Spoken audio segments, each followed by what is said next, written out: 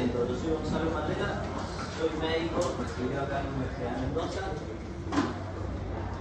Soy especialista en terapia intensiva, actualmente estoy en el doctorado de residentes del Hospital Lava Mayores.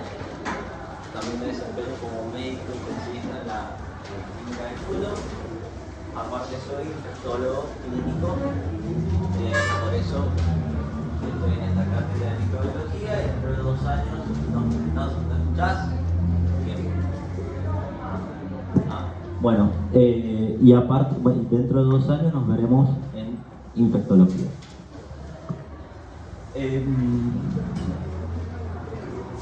Esta primera clase es un poco tediosa, les aviso, porque es la introducción a la biología, por lo cual empezamos a ver conceptos, y cuando uno ve conceptos es un poco más tedioso porque es difícil ejemplificar, que es lo que a mí me gusta. Recuerden que nosotros no somos microbiólogos, no vamos a salir sabiendo cuestiones muy técnicas de la microbiología, sino que esto está orientado a lo clínico, por lo cual la idea, por lo menos de la cátedra, es que todo esto les sirva a ustedes para cuando estén viendo un paciente, ¿sí? Dentro de la biología van a haber un montón de pacientes con patologías virológicas. De hecho, hoy estamos en el medio de un brote de influenza, ¿sí? Así que, y eso lo van a ver sobre todo en medicina atención primaria, que es lo que inicialmente van a hacer, y los que quieran hacer residencias, bueno, siempre van a tener un paso por clínica médica, así que van a ver un montón de esto. Este es un poco lo que pongo como hoja de ruta, lo que vamos a ir viendo en el transcurso de la charla. Obviamente me van frenando, me van preguntando, voy a tratar de hacerlo lo más ameno posible y poder ir ejemplificando.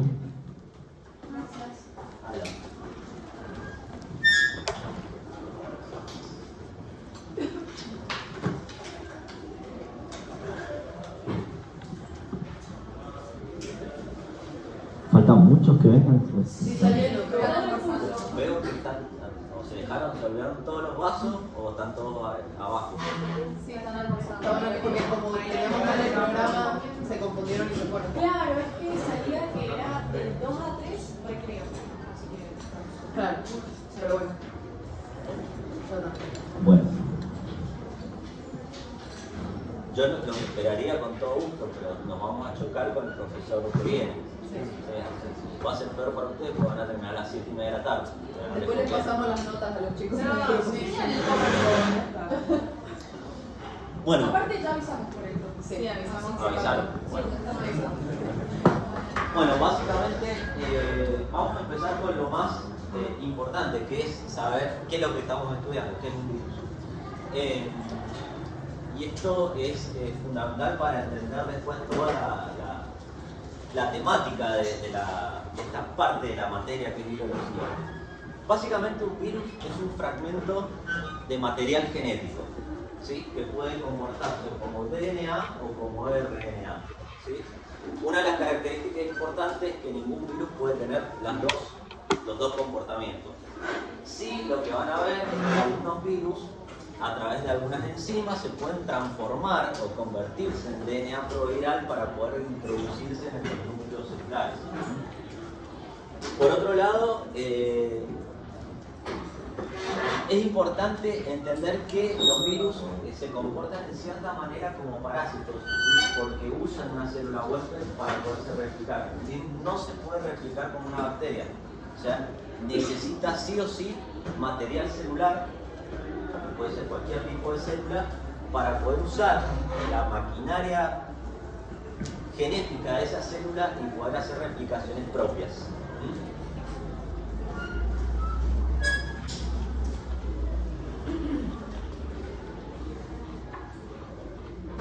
Los virus, digamos, el fundamento del virus es replicarse, es su mandato. El virus nunca va a dejar de replicarse. Sí, lo que puede permanecer muchas veces, dependencia del virus, es quedar en estado estacionario, que se llama, o de latencia. Hay muchos virus, como el herpes, que quedan en estado de latencia y que frente a alguna situación inmunológica del huésped se puede reactivar. Por eso la interacción entre el huésped, que somos nosotros, y el virus es importantísima, por lo cual entender la inmunología es muy importante para entender por qué los virus actúan como actúan. No sé, ninguno lo tuvieron ya en el cuatrimestre anterior. Es importante para entender un poco la materia, por lo menos las bases más... adelante. Entender las bases inmunológicas para poder comprender bien, sobre todo las bases de replicación y demás de los virus. No todos los virus causan enfermedad, hay muchísimos virus, pero los que realmente causan patologías en el ser humano son de gran importancia en salud pública, en salud privada, en la salud de la población en general. Ya lo habrán vivido, ya vieron lo que pasó cuando tuvimos un virus que no habíamos tenido nunca contacto con ese virus, nuestro sistema inmunológico era absolutamente ineficaz para poderlo combatir, y este virus también tenía potencial pandémico, por lo cual vivimos la última pandemia de hace 4 años. Entonces, si hacemos un resumen de lo que es un virus, fragmento de DNA o de RNA, sí o sí necesita una célula para poder replicarse. Si esa célula no está, el virus no se replica, y esa célula habitualmente tiene receptores específicos para ese virus. O sea que si la célula no posee el receptor, o el receptor se bloquea de alguna manera, el virus no va a poder anclarse a la célula, y por lo cual ese virus no va a poder entrar o iniciar su fase replicativa. Este es uno de los fundamentos de algunas drogas que se llaman antirretrovirales. El fundamento es este: bloquea algunos receptores específicos para que el virus no se pueda anclar. Ahora vamos a ver un poquito más en profundidad cuál es la estructura del virus, cómo se va conformando.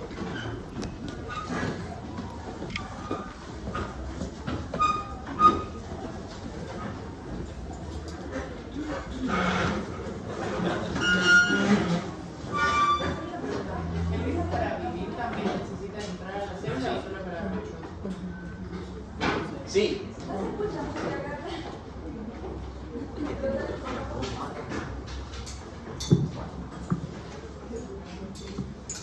Otra cuestión importante en virología, que la tienen que tener muy en cuenta, es que es distinto a lo que es la bacteriología, distinto a lo que es la micología y distinto a lo que es la parasitología. ¿Cuál es la parte importante? Es que no se pueden ver con métodos convencionales, ¿tá? Nosotros, una bacteria, eventualmente si hacemos una coloración, una función de Gram, podemos ver la bacteria. Con el microscopio óptico común se puede ver. Los parásitos se pueden ver, obviamente, en dependencia de qué parásitos, se pueden ver a simple vista. Una tenia se puede ver a simple vista. Por ahí los parásitos que son quísticos no, pero se pueden ver por microscopía. Y los hongos igual. Los virus no. Los virus, si los queremos ver, tenemos que tener un microscopio óptico, un microscopio electrónico, perdón, cuestión que no hay y no se utiliza en la práctica diaria habitual de un laboratorio. Si los queremos cultivar, necesitamos células específicas para cultivarlos, y tardan muchísimo tiempo en crecer. Por lo tanto, los métodos diagnósticos que tenemos para saber si un paciente está o no infectado con un virus son dos tipos, directos o indirectos. Los directos es directamente buscar la partícula viral. Hay, por ejemplo, la PCR en real time, es uno de los métodos directos.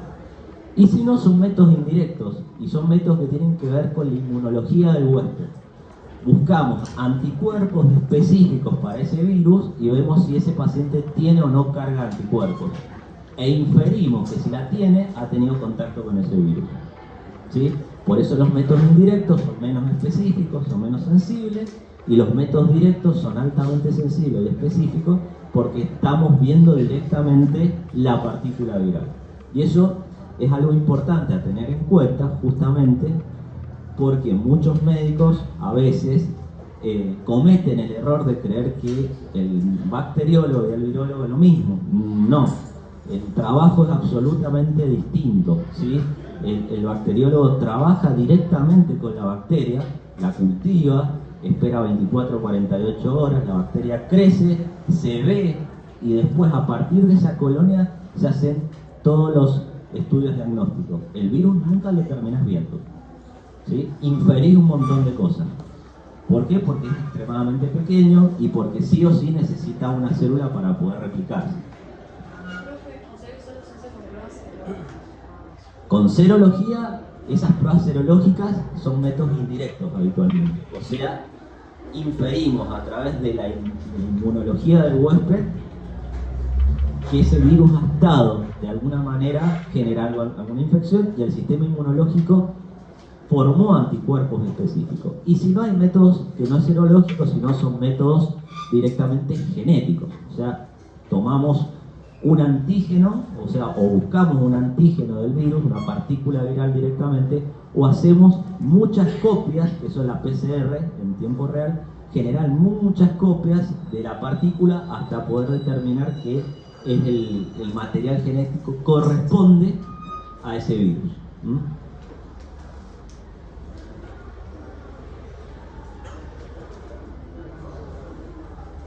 En términos reales, el virus no es muy complejo, ¿sí?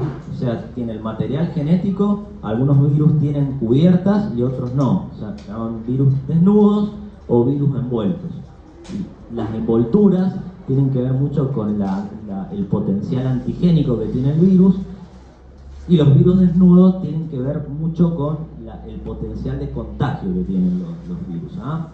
Y la facilidad que tienen para entrar a una célula. Pero en términos reales, la estructura viral no es demasiado compleja respecto a otro tipo de estructuras. Sí. Ahí le voy diciendo. Ahí es la estructura que forma la cápside. Bueno, esto es una microscopía electrónica de un virus. Así se vería con una microscopía electrónica. Tampoco nos diría mucho porque el virólogo puede ver esto y tampoco va a saber qué es lo que es. O sea que la microscopía electrónica tiene que ver más para cuestiones de investigación y demás, y no para lo que es estrictamente asistencial.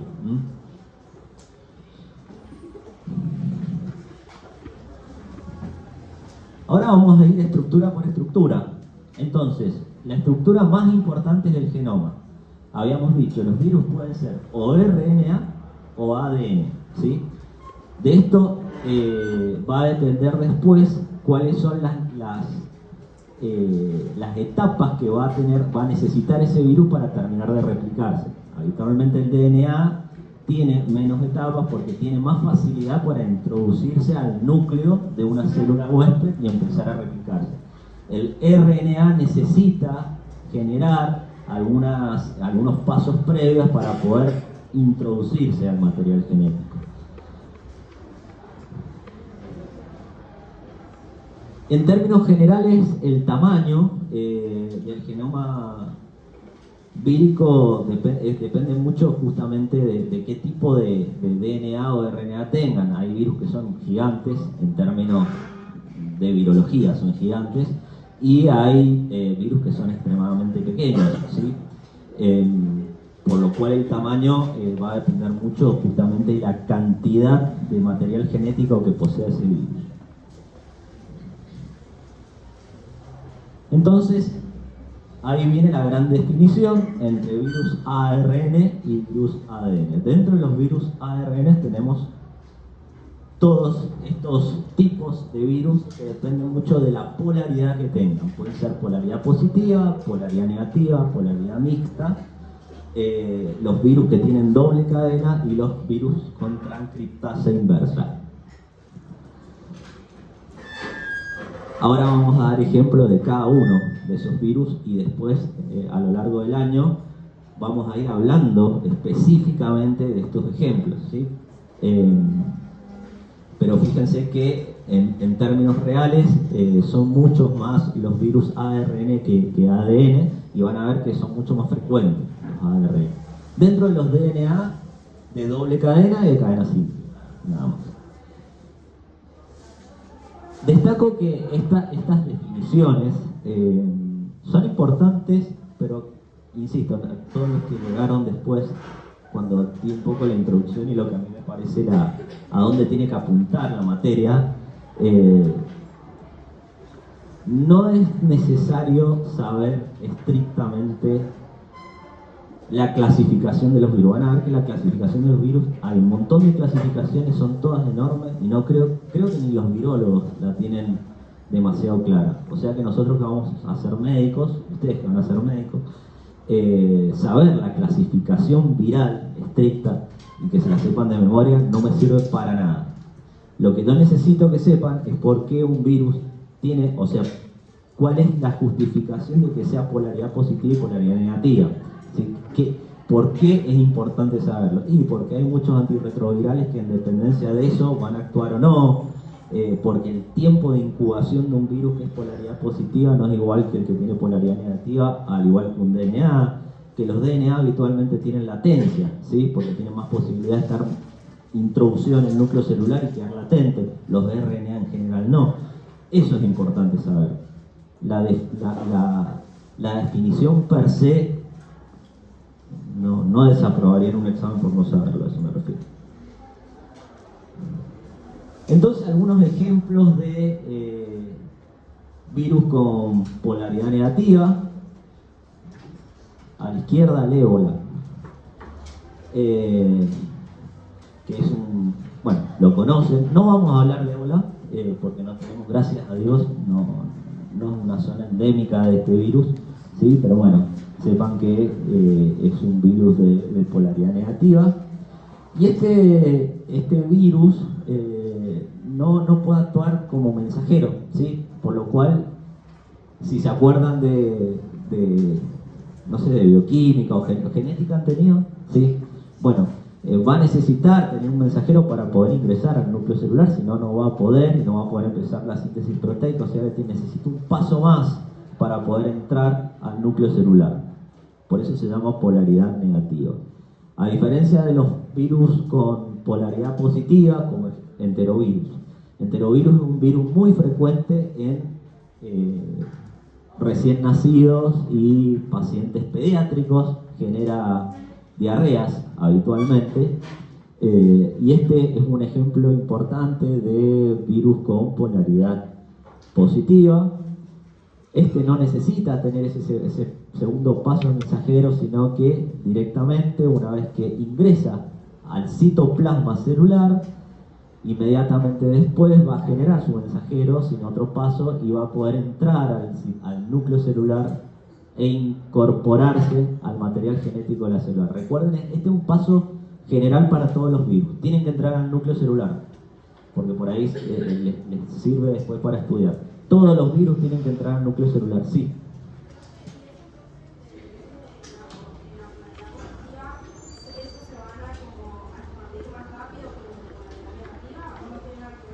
Por ahí el tiempo de incubación y la facilidad para contagiar, ¿sí? Pero el tiempo de incubación, ahí vamos a ver los tiempos de incubación cuando vamos viendo patologías estrictas, van a ir viendo los tiempos de incubación. Quería mostrarles, este es un virus interesante, lo preguntamos mucho, que son los virus que tienen retrotranscriptasa o transcriptasa inversa. Ejemplo fundamental, el VIH, ¿sí? Este virus, porque siempre se equivocan en el examen, es un ARN, ¿sí? Que tiene una retrotranscriptasa. ¿Qué quiere decir esto? Que tiene una enzima que convierte el ARN en ADN proviral, ¿sí? Ese ADN proviral es el que después va a poder ingresar al núcleo celular. La retrotranscriptasa básicamente lo que hace es una replicación del mismo genoma viral, pero con muchísimos errores. Por eso el HIV tiene esta particularidad de mutación permanente, ¿sí? Porque cada vez que actúa la retrotranscriptasa lo copia mal.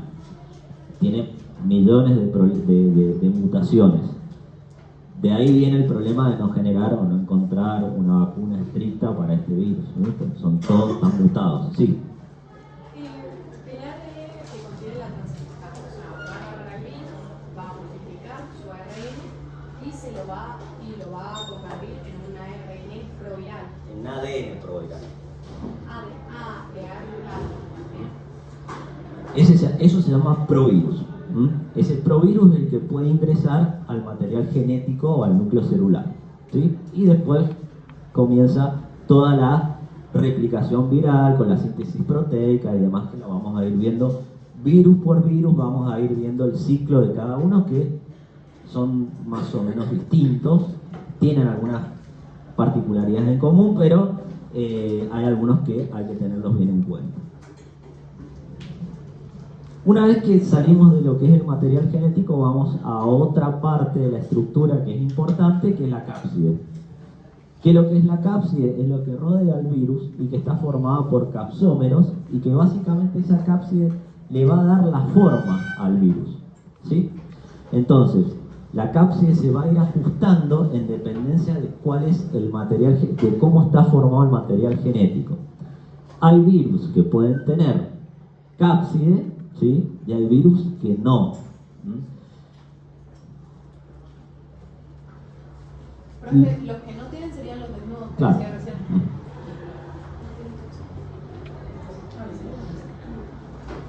Los virus, la cápside en los virus tienen una propiedad importante, que es propiedad fuerte antigénica, o sea, generan activación severa del sistema inmunológico, ¿sí? El sistema inmunológico es que detecta la cápside como algo ajeno, ¿sí? Y rápidamente se activa, como lo deben saber ya, las diferentes partes del sistema inmunológico, ¿sí? Si el virus ya ha sido en algún momento parte, o el paciente se ha enfermado con este virus, va a ser mucho más específica la respuesta. Y si no lo has hecho, bueno, va a ser una respuesta absolutamente inespecífica y les diría, como pasó con COVID, definitivamente grosera. O sea, es más...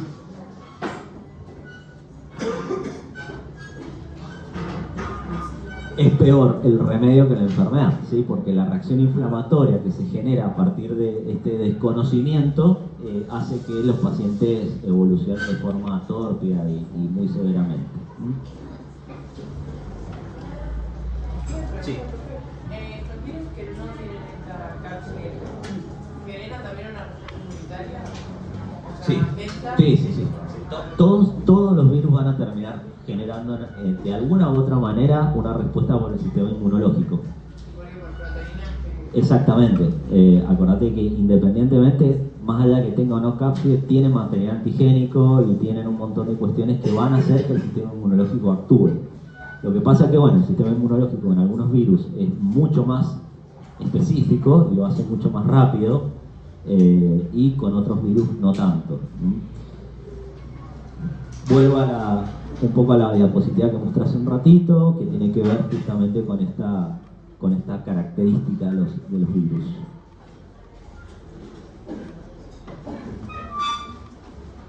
Como les había dicho recién, la cápside se va a moldar en cierta manera al material genómico, ¿sí? Entonces, el conjunto de la cápside con el material genómico se denomina nucleocápside. Y esa nucleocápside nos va a dar distintos tipos de morfología viral, que donde se ven habitualmente en la microscopía electrónica se puede ver ese tipo de morfología viral. ¿Cuáles son los tipos de morfología viral? Este tipo de morfología. Por lo cual pueden tener una nucleocápside icosaédrica, una nucleocápside helicoidal, y algunos virus que no tienen una forma genómica definida va a dar estas formas complejas, que no tienen una estructura definida.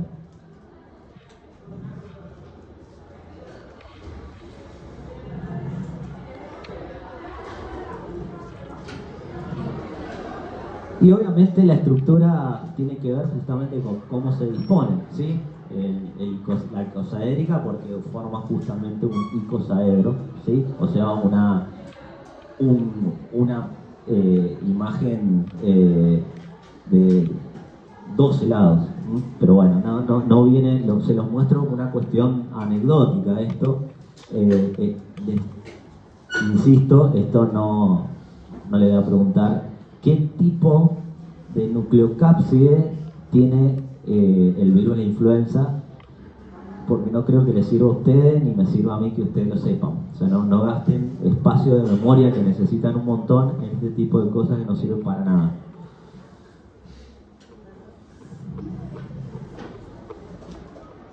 La envoltura, esto sí es importante y que no se confundan la cápside con la envoltura.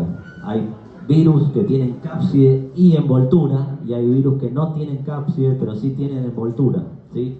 Y la envoltura es una estructura como la cápsula de algunas bacterias, ¿sí? Ustedes van a ver que hay bacterias que son capsuladas, ¿sí? O sea que alrededor de la bacteria existe una capsulita, por ejemplo el Streptococcus pneumoniae, por ejemplo la Neisseria meningitidis, por ejemplo el Haemophilus. Bueno, acá hay virus que tienen envoltura. ¿Cuál? El herpes tiene envoltura, ¿sí? Entonces, esta envoltura es importante, ¿por qué? Porque los virus, como dice abajo al final, los virus envueltos se pueden inactivar fácilmente con cualquier tipo de agente físico o químico. Por lo cual, estos virus que son envueltos son fácilmente controlables. Si uno pasa con algún tipo de químico, una rejilla o algo, lo podemos eliminar rápidamente. Hay otros virus que son resistentes absolutamente a todo y que justamente son los que no tienen esta envoltura. El virus de la influenza, por ejemplo. Por lo cual, la envoltura sí lo que da es un poder antigénico importante. Son virus habitualmente muy virulentos. Y que las primoinfecciones de estos virus envueltos son severas. Por ejemplo, ¿cuál es la primoinfección por herpes? Por zóster. La varicela, ¿sí? La primoinfección es la varicela. Todos o muchos de acá deben haber tenido varicela. Y, bueno, ¿no? Qué mala suerte les tengo. Bueno, los que hemos tenido varicela, la primoinfección es severa, ¿sí?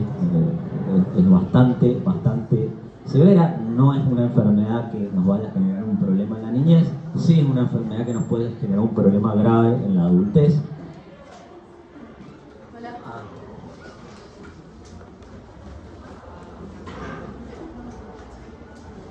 Y el herpes zóster, justamente, es la reactivación del virus de la varicela zóster. O sea, alguien ha escuchado, no sé, culebrilla. Bueno, eso es el herpes zóster. Y eso se reactiva y se reactiva y se reactiva porque quedan alojados las metámeras nerviosas. O sea que es un virus que no se cura nunca. Ahora sale una vacuna. O sea que hay vacuna para el zóster. ¿Para qué? Para que en general la población mayor de 65 años se tiene que vacunar, porque es mucho más frecuente que se reactive en la población más mayor, justamente por la senitud inmunológica que tiene un mayor de edad. O sea, deja de tener esa cuestión inmunológica que puede frenar constantemente el virus. Sí. ¿Por qué en la teoría se hace una circunferencia, digamos, en el lugar del cuerpo donde se En realidad, eso es medio. Viste que los abuelos nuestros decían que si se cerraba el círculo, te morías. En realidad, lo que pasa es que en dependencia de la metámera donde se alejó el virus, va a recorrer esa metámera. Por eso la culebrilla no es solamente que da acá atrás.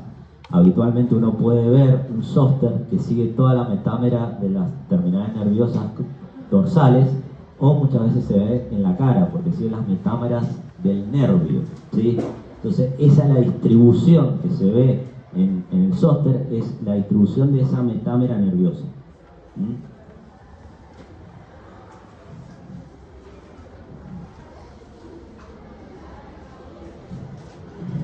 Bueno. Replicación. Todos los virus tienen estos pasos. Eso es común y general para cualquier virus. Necesita ir haciendo cada uno de estos pasos para finalmente poder salir de la célula que invadió e invadir otra nueva. Como les dije al principio, los virus, su fin es invadir células. Es de la única manera que pueden vivir. Si no invaden células, no viven, se mueren. Por lo cual, insisto con esto, hay algunos virus particularmente que me gustaría que sepan la replicación, se los nombro para que lo estudien. HIV, lo tienen que saber. ¿Por qué lo tienen que saber? Porque cuando hagan infectología vamos a hablar de antirretrovirales y no vamos a volver a hablar de replicación del VIH. Inferimos que ya lo saben. Entonces, cuando hablamos de antirretrovirales y hablamos de los receptores que hay en la fase de adherencia y penetración, lo tienen que saber, porque si no, no podemos seguir, no podemos hablar de antirretrovirales. Virus como, por ejemplo, influenza. Es importante que lo sepan, ¿sí? Por influenza. ¿Qué produce la influenza? La gripe, ¿sí? Es un virus importante, extremadamente importante, porque todos los años hay brotes de influenza, porque cada vez peor la cantidad de pacientes que tenemos con neumonía por influenza, y la realidad es que ustedes lo van a ver frecuentemente en donde trabajen, independientemente del lugar, o un centro de salud, el consultorio, o en una unidad de cuidados críticos, van a ver pacientes con influenza, más o menos grave. COVID, yo no puedo creer, con el quilombo que tuvimos con COVID, pregunto COVID y no lo saben, o sea, se olvidan de la pandemia, se olvidaron totalmente de que estuvimos encerrados 2 años, que es un virus que mató un montón de gente. Entonces le digo, bueno, hablemos de COVID, y no se acuerdan, y es un virus que va a quedar, ya está, queda en nuestra, les diría, estación, son virus estacionarios, van a venir en otoño, en invierno. Uno tiene que pensar en COVID cuando viene un paciente con algún síntoma de la vía aérea superior, tiene que saber todas estas características de este tipo de virus. Hepatitis B. Hepatitis B es la enfermedad de transmisión sexual por excelencia, ¿sí? Viral. Peor que HIV, mucho más contagioso. Entonces, y para colmo, hoy por hoy tenemos cada vez más casos, exponencialmente se van aumentando los casos. Entonces, hepatitis B es un virus que siempre preguntamos en el examen.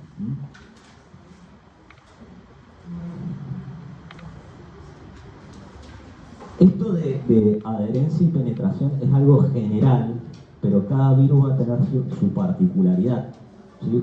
Entonces, yo lo he puesto como para que entiendan qué es lo que es la adherencia y qué es lo que es la penetración, pero cuando lean adherencia y penetración del VIH es un poco distinto a la influenza. Hay algunos pasos que son distintos. Pero en términos generales la palabra lo dice, la adherencia es la capacidad que va a tener el virus para poder adherirse a la célula huésped. Esa capacidad tiene que ver con justamente los receptores que tiene la célula huésped para ese virus. Hay receptores específicos para virus específicos y los virus no tienen tropismo por cualquier célula, ¿sí? El VIH necesita una célula específica, que ¿se acuerdan cuál es? Los linfocitos TCD4, porque tienen los receptores específicos para que el VIH se pueda adherir. El VIH no se puede adherir a una célula, a un hepatocito. Podría, pero no es lo frecuente, ¿sí? Influenza tiene receptores específicos en las células del epitelio nasal, del epitelio de la vía aérea, que son células específicas, con receptores específicos donde se puede adherir. No se puede adherir a otra célula. Entonces la adherencia tiene que ver mucho con eso, con la capacidad que tiene el virus de adherirse a receptores específicos de una célula. Bueno, Hola, ¿qué tal? Hola. Buenas tardes, disculpe. no, por favor.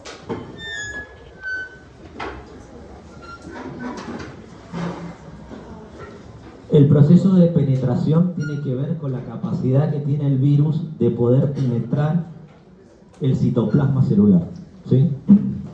Entonces, cada virus tiene capacidades distintas. Hay virus que forman canales, ¿sí? Y por ahí se pueden introducir. Hay virus que no, que rompen directamente el citoplasma. Entonces, es importante saberlo, sí, porque hay antirretrovirales o antivirales que actúan justamente sobre ese proceso de penetración.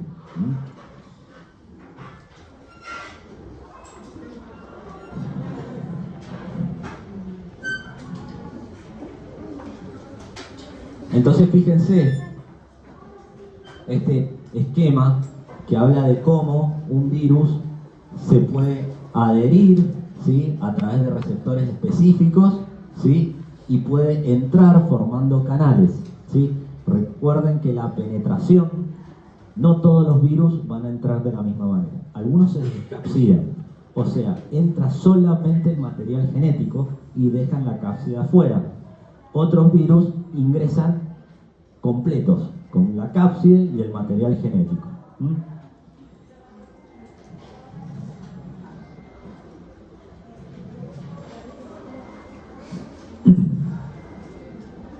Miren la fase de penetración, que lo pueden hacer. Che, ¿quién abrió la ventana? Estaban abiertos, nada más que estaban las cortinas. Van a ver que cuando lleven 36 horas sin dormir, que les va a pasar a todos, cualquier cosa les molesta. Yo empecé la guardia ayer a las 8 de la mañana y todavía estoy acá.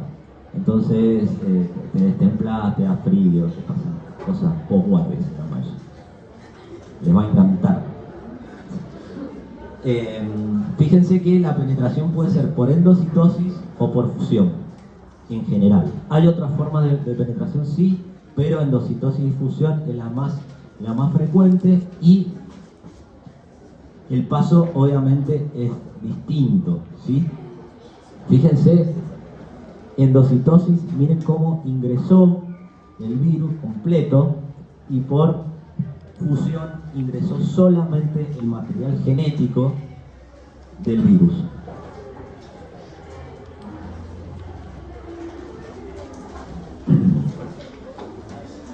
La descapsidación justamente es el proceso que presenta el virus al momento de adherirse y penetrar, de despojarse de su cápside y a ingresar al material celular sin la cápside.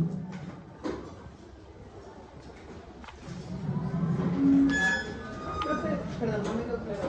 ¿Tiene la cápside para entrar a la célula o para entrar al núcleo de la célula? Depende.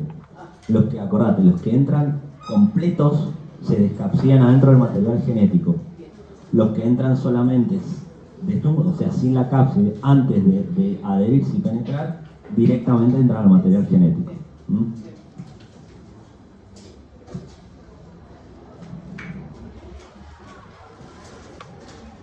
Bueno, esto es algo importante. ¿Se acuerdan que dijimos que había ARN de polaridad positiva y ARN de polaridad negativa? Entonces la formación del mensajero es importante justamente en aquellos ARN que necesitan armar el mensajero para poder ingresar de alguna manera al núcleo celular. Entonces, fíjense que los ARN de polaridad positiva actúan directamente como mensajeros, o sea, no necesitan generar el mensajero, sino que el mismo material genético actúa como propio mensajero, por lo cual no necesita hacer un paso más. Los ARN de polaridad negativa tienen justamente esta particularidad de necesitar algunas enzimas para formar el mensajero y poder ingresar al material genético al núcleo celular.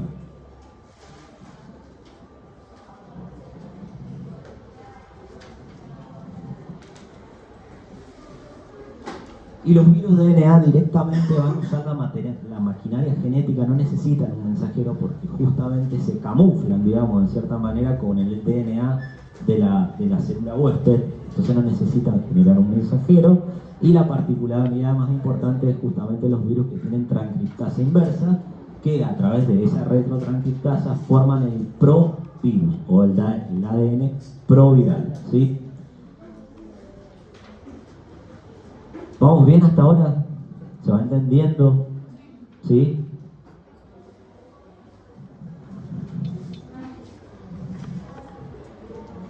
Esto lo deben conocer porque lo han visto en genética, ¿sí? Cómo es la síntesis proteica con toda la maquinaria genética de una célula, ¿sí? La síntesis proteica es fundamental porque si no hay síntesis proteica no hay replicación, ¿sí? Por lo cual la síntesis proteica en una fase de replicación viral, si uno la interrumpiera de alguna manera, nos aseguraríamos que ese virus por lo menos no se siga replicando. Esto es importante porque hay muchos medicamentos que interrumpen la síntesis proteica celular, o sea, que no matan al virus solamente, sino que matan a la célula a la cual nosotros estamos tratando de salvar, de cierta manera. Como por ejemplo los interferones para el hepatitis C o algunos medicamentos para hepatitis B. Detenemos la replicación celular, pero de toda la célula, no estrictamente donde está invadiendo el virus.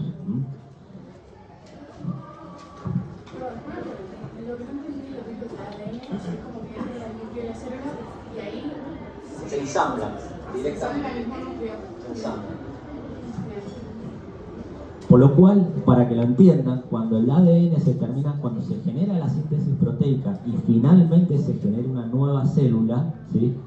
Dentro de esa célula va el material genético del virus. Esa es la particularidad que tienen los virus. Por eso es tan importante entender que el virus sin la célula no existe, ¿sí? Porque el virus eventualmente va a salir, o la célula que se formó va a salir eventualmente contaminada con ese virus dentro del material genético celular. O sea que cada vez que la célula se replica, también se replica el virus.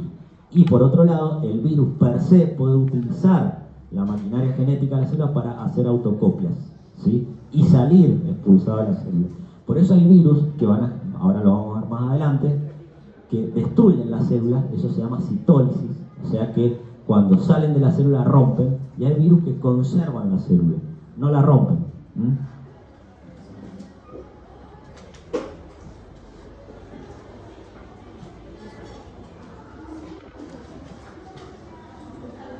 Bueno, el ensamblaje lo que más o menos dice la palabra, cómo se van ensamblando cada una de las estructuras virales. Acuérdense que la síntesis de proteínas, recuerden que al virus, al ser un material genético, tiene proteínas. Cada proteína representa una parte o una partecita chiquita del virus. Hay proteínas que representan los capsómeros, hay otras proteínas que representan algún antígeno, hay otras proteínas que representan alguna otra partícula, y luego esas partículas, esas estructuras virales se ensamblan con el material de ensamblaje de la célula que invadieron. Básicamente no la alquilan la célula, ¿sí? Pero es como que utilizan absolutamente todo el material de la célula.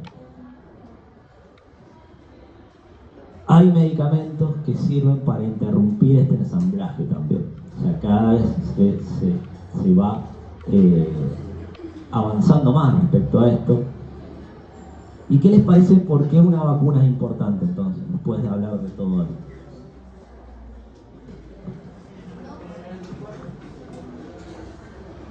¿Y por qué? La vacuna es importante porque la generación de anticuerpos específicos, ¿sí? A través de la inmunización pasiva, genera que el sistema inmunológico esté absolutamente apto y especificado para ese virus. Entonces, inmediatamente el virus toma contacto con el sistema inmunológico, se destruye esa única célula o esa célula que fue invadida y se frena la cascada justamente de la enfermedad, ¿sí?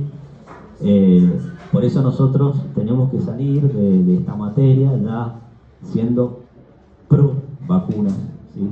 En el sentido de que nos evitan un montón de enfermedades, y entender que la vacuna actúa justamente antes de todo esto. Todo esto que pasó es cuando el virus ya se empezó a replicar, ya no lo podemos frenar. Cuando un virus se empieza a replicar, después frenarlo depende del huésped y no del médico. Esto lo hacemos muy frecuentemente, aunque no nos demos cuenta. Cuando alguien tiene una enfermedad, una gripe, ¿qué te dicen? Anda, acostate, porque otra cosa no podés hacer. Tenés que esperar que el sistema inmunológico reconozca la partícula viral, empiece a generar los anticuerpos específicos y haga la tarea correspondiente. No es igual a un antibiótico, que uno eventualmente puede dar un antibiótico y frenar por lo menos la replicación de la bacteria o destruirla. Acá no tenemos muchas herramientas.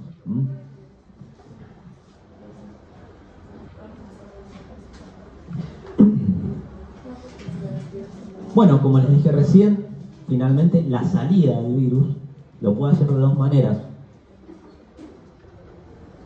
Rompiendo la célula, eso se llama citólisis. ¿Qué virus rompe la célula habitualmente? Que es muy citolítico, el herpes. El herpes, cuando sale de la célula, la destruye. Por eso genera la cantidad de eventos dermatológicos que genera un herpes, por la citólisis severa que produce. Y hay otros virus que no lo hacen, que salen por otros mecanismos, que no destruyen la célula y que inclusive tienen la particularidad de generar latencia, o sea, se quedan en esa célula de forma estacionaria, no hacen nada, se quedan ahí. HIV, por ejemplo. HIV, recuerden que cuando veamos HIV, las fases del HIV tienen que ver con esta particularidad que tiene.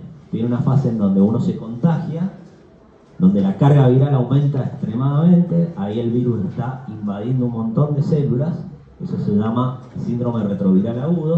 El paciente se presenta habitualmente con dolor de garganta, resfrío, un rash cutáneo, por ahí algunas adenopatías, y se cura. El paciente no le da demasiada importancia, no consulta, el virus queda de forma estacionaria 10 años.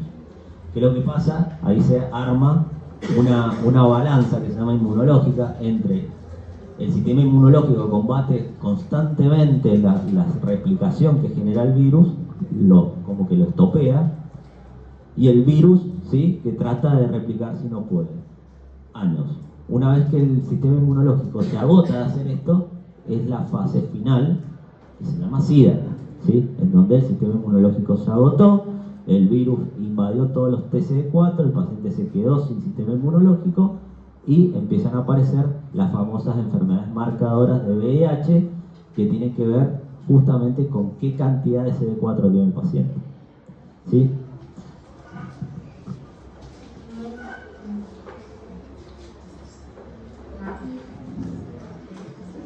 Replicación viral del HIV. ¿Sí? Esto sí probablemente se los pregunten. ¿Por qué? Porque acá hay un montón de receptores que cuando estén haciendo infectología y les preguntemos antirretrovirales, van a tener que conocerlos, porque hay antirretrovirales que actúan acá, hay antirretrovirales que actúan acá, y hay antirretrovirales que actúan en la transcriptasa inversa. ¿Sí? ¿De qué depende la estrategia terapéutica? Muchas veces de la calidad del paciente, las características del paciente y demás. Pero bueno, ya está estandarizado qué es lo que hay que poner, ¿sí? Pero esto es importantísimo también para que ustedes entiendan después, más adelante, porque es importante tener en cuenta todo este mecanismo de replicación en pos de que venga un paciente y le diga, pero doctor, yo no tengo HIV, si no tengo síntomas. Y uno habitualmente le pide el test rápido a cualquier paciente. Uno, cuando está en el consultorio, el screening de enfermedad de transmisión sexual hay que pedírselo a todos los pacientes. ¿Qué screening? Y los que se puedan justamente identificar a través de una serología: HIV, hepatitis B, hepatitis C y eventualmente VDRL, que se puede pedir para sífilis, ¿sí? Cada vez peor sale el HIV positivo. paciente sano, sin ningún tipo de problema, ¿no? Entonces, ¿cómo le explicamos a ese paciente que a pesar de no tener síntomas, está contagiado?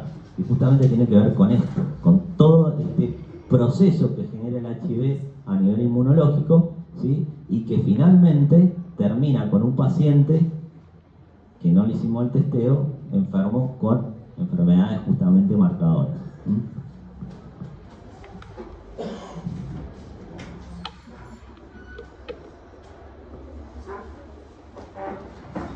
Influenza, la famosa gripe.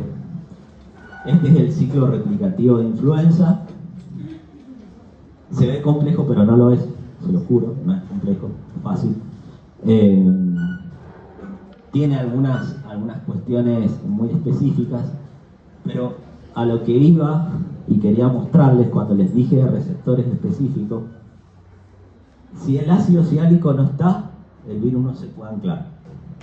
Entonces, hay una medicación que nosotros utilizamos habitualmente en pacientes con diagnóstico presuntivo de influenza que actúa acá. Entonces, ¿qué es lo que generamos? Que el virus no se pueda seguir anclando, por lo cual no dejamos que el virus ingrese a la célula, por lo tanto no se muere. Es importante saberlo y por lo menos tener una visión no muy profunda, pero más o menos tener en cuenta cuáles son los pasos más importantes. Es importante. Por eso se los dejo como ejemplo, porque lo podríamos llegar a preguntar. Imagen de una microscopía electrónica justo cuando un virus está saliendo por endocitosis de su célula.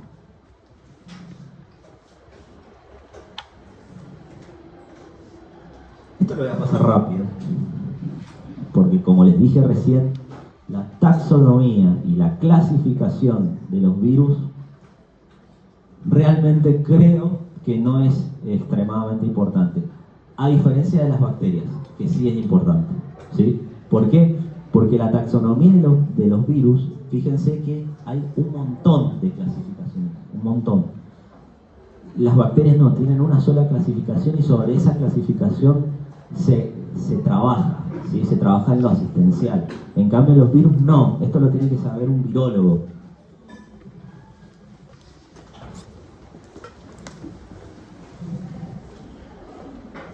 Pero para que lo entiendan, ¿por qué a los virus se los llaman como los llamamos? Por ejemplo, ¿por qué al COVID se le llama SARS-CoV-2 o COVID-19? ¿Sí? ¿Por qué? Porque se saca de esta taxonomía. Entonces, primero nos fijamos de qué familia viene.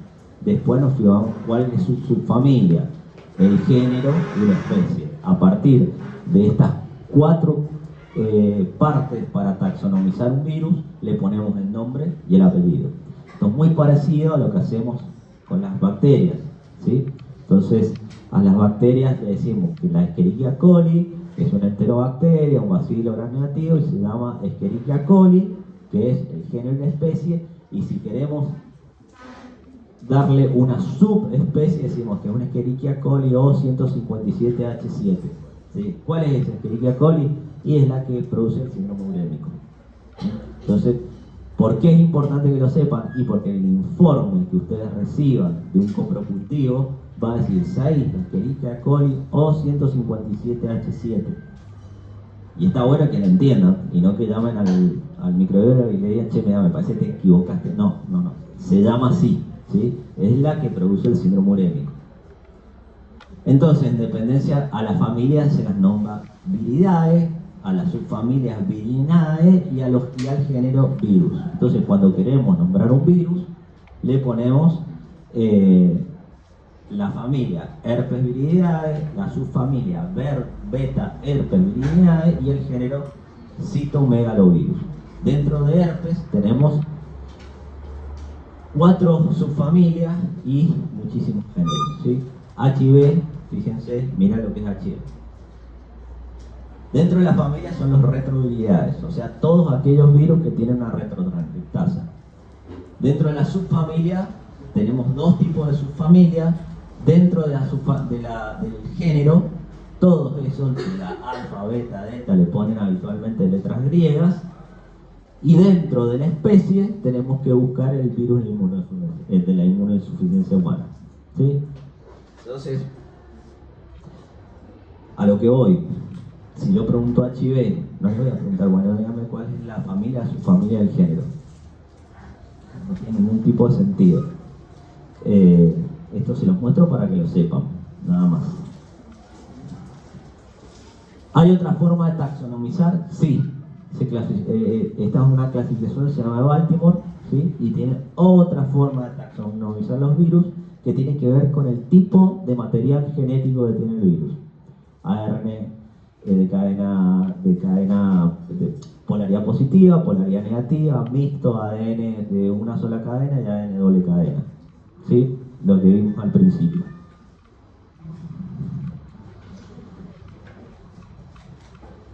Entonces, a partir de esto de las cadenas, así fue como se fue taxonomizando, ¿sí?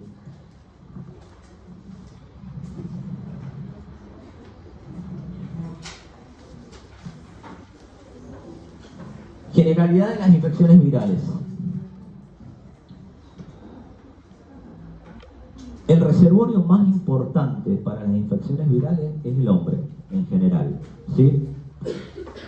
Después hay muchos animales, lo sabrán. El murciélago es uno, los mosquitos con todos los virus que pueden transportar también son otros, pero finalmente el reservorio final siempre es el hombre.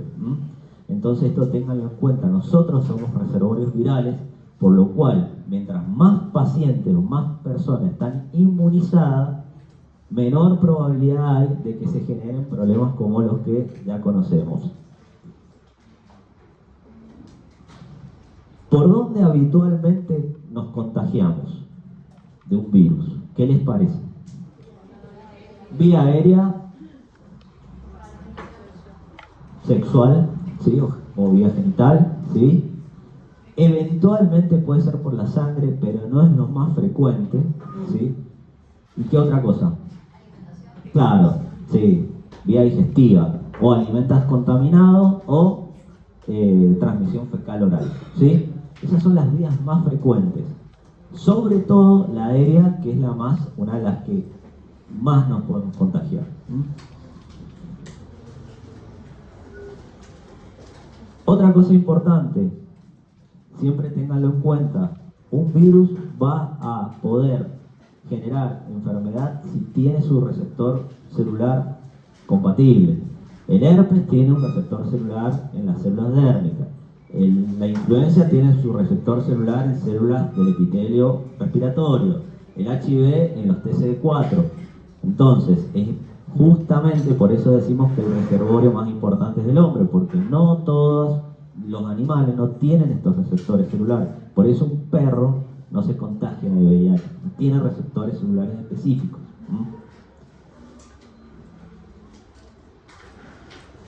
La viremia.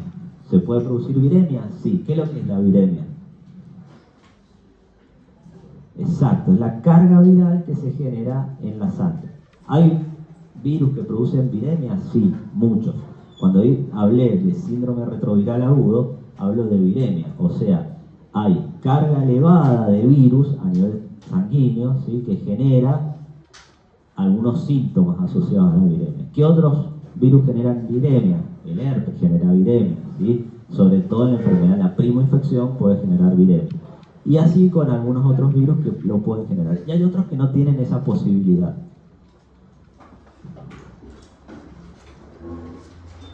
Algo importante, lo que dice al final, que algunos virus pueden generar latencia, ¿sí? Estas famosas reactivaciones.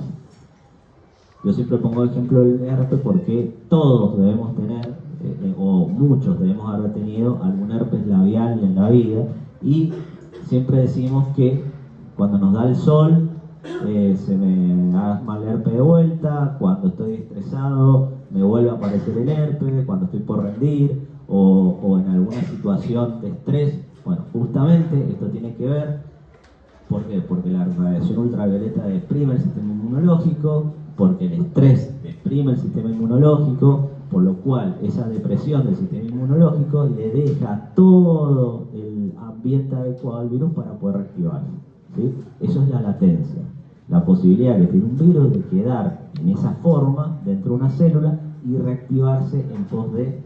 Sí. ¿En el periodo de latencia el virus se sigue reproduciendo o puede quedar infeccionado? No, en latencia el virus no está en fase replicativa. Cuando se reactiva, sí, se empieza a replicar de vuelta. Ahora una pregunta. ¿El herpes siempre está relacionado con la enfermedad que siempre nos da, mayormente está con la varicela? No el herpes simple, el herpes zóster. Ajá. La primoinfección se llama varicela, ¿sí? Y la reactivación de la varicela se llama justamente herpes zóster. Entonces no uno puede tener herpes sin haber sido varicela. No. La primoinfección vas a tener justamente esta varicela, que es cuando ves a los pacientes con todas estas lesiones pustulosas por todos lados, y el zóster justamente es esto que estábamos hablando recién de la famosa culebrilla, eso, pero es el mismo virus, nada más que reactivado. ¿Esta vez se va a quedar por el estrés? Se puede reactivar por estrés, por inmunocompromiso, por algunas drogas, se puede reactivar por algunas enfermedades que pueden hacer la reactivación o que forman parte de una misma patología, ¿sí? Hay muchos pacientes que se reactivan 2, 3, 4 veces por año, entonces esos pacientes son los que hay que salir a estudiar y ver qué está pasando, porque seguramente la reactivación es un síntoma, pero no es lo que realmente la enfermedad puede ser otra.